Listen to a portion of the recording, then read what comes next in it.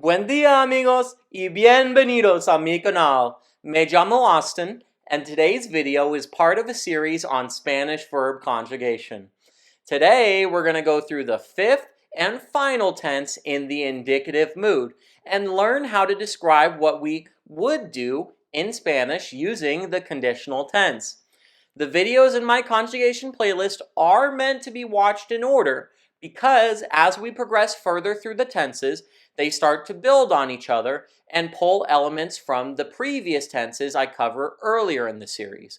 So I definitely recommend watching my other videos first, but I'll revisit the necessary information in this video to make sure that you can handle the conditional today.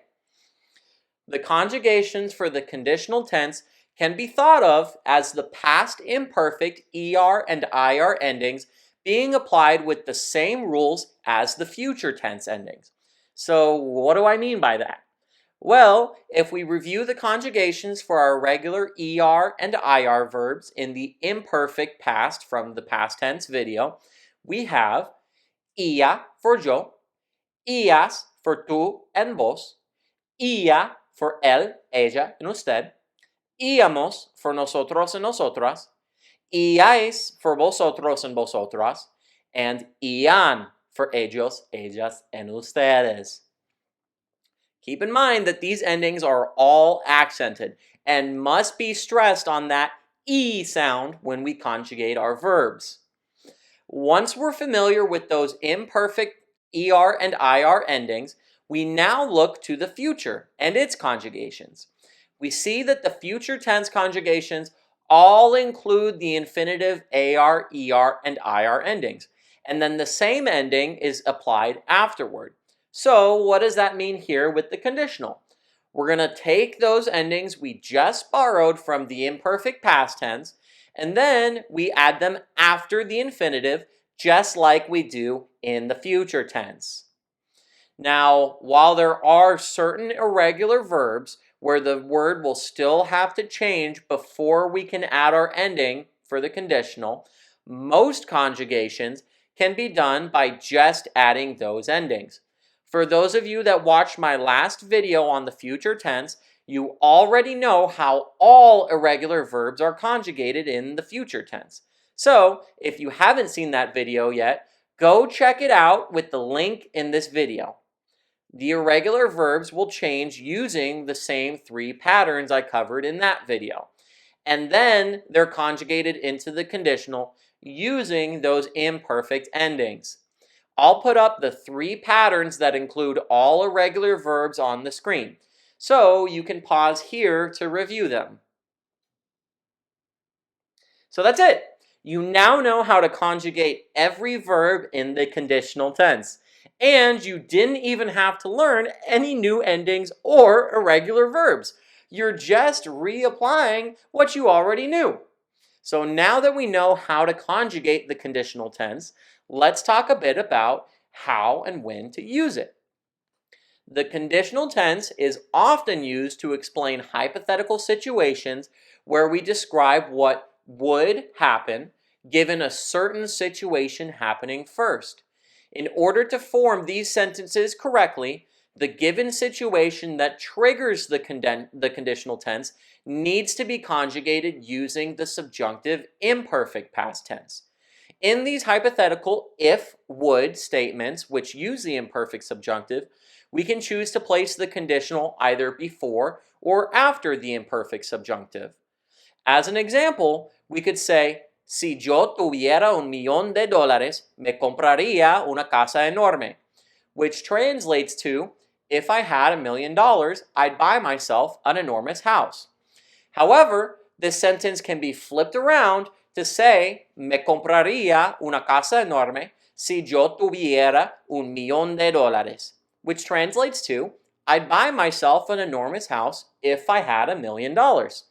The important thing here is that in either case, the conditional describes what would happen, assuming the if condition in the imperfect subjunctive tense is met. I'm going to do another video on the imperfect subjunctive real soon, and you will be able to start making your own if-would statements. All right, so the conditional can also be used to make polite requests, such as when we ask someone, "Would you do something for me?" The construction is used on its own and won't require any other tense to be paired with it. Finally, the conditional can also be used to convey secondhand information on things that somebody said would happen, like, "He told me last week that he would paint the house yesterday." These statements will need to be paired with the past tense, usually in the preterite form. So, now that we understand how to use the conditional, let's do a few practice rounds. Like usual, I'm going to give you a sentence in English and translate it into Spanish with the target verbs unconjugated. It'll be up to you to conjugate the verbs before I reveal the answers. ¿Estás listo? Prepárate. Our first example is, if I could change the past, I would. Our translation is, si yo pudiera cambiar el pasado, lo hacer. Just a quick note, in English, we don't have to say do it at the end, but in Spanish, we can't just leave that little ia hanging there all by itself, or it'll get lonely. So we have to attach it to a verb. Once the verb's been introduced, we have to add a noun to accompany it, which will usually be lo, or it. So in English, we could just say, if I could change the past, I would. But in Spanish, we have to at least use the verb hacer to say do, but we can also use cambiar to change because it was already introduced earlier in the sentence. In English, you could either say I would or I would do it. So once you decide to say do, you have to add that pronoun it, or in Spanish, it's lo. We can also use the words la, ello, él, and ella to say it, but I'll cover that in another video. So, do you think you've got the answers? Let's see. Si pudiera cambiar el pasado, lo haría. Did you remember the irregular conjugation for hacer? If so, well done. All right, so our next example is, excuse me, would you let me know if Jaime says anything about the project? He told me that he'd send me an update, but I haven't heard anything.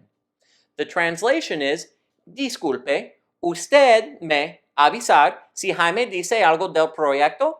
Me dijo él que me mandar una actualización, pero no he oído nada.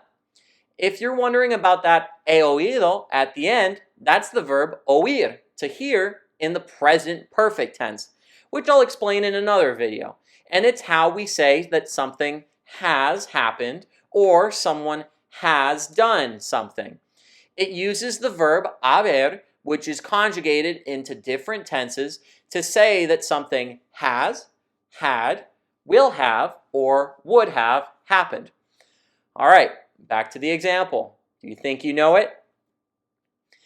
Disculpe, me avisaría si Jaime dice algo del proyecto.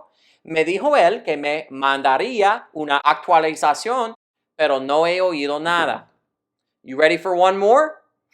Last example is, if I were rich, I would donate much of my savings to poor neighborhoods. I could help people, and I would travel the world. Our translation is, si yo fuera rico, donar gran parte de mis ahorros a barrios pobres, poder ayudar a la gente y viajar por el mundo. I just want to point out really quickly that the verb ser, to be, one of the super irregular verbs from my other videos, is used in the imperfect subjunctive here, and it's fuera, which is I were. The other super irregular verb is ir, which is also fuera in this tense, and you'll understand why in the video on the imperfect subjunctive. So, are you ready for the answer? Si fuera rico, donaría gran parte de mis ahorros a barrios pobres. Podría ayudar a la gente y viajaría por el mundo. So, how'd you do? Did you get all the answers right? Even the irregulars? If so, estoy muy orgulloso de ti. If you missed any, that's okay, but you might consider watching the videos on the past and future tenses to refresh yourself, and that will help you better understand how to conjugate in the conditional tense. All right, well, that's going to do us for today. We now know how to conjugate all 5 simple tenses in the indicative mood. Thank you so much for watching till the very end. I hope that you've learned something useful today. And if so, please drop a like to help me grow my new channel. My next conjugation videos will shift our focus to the subjunctive mood. Then I'll teach you the imperative mood for giving commands.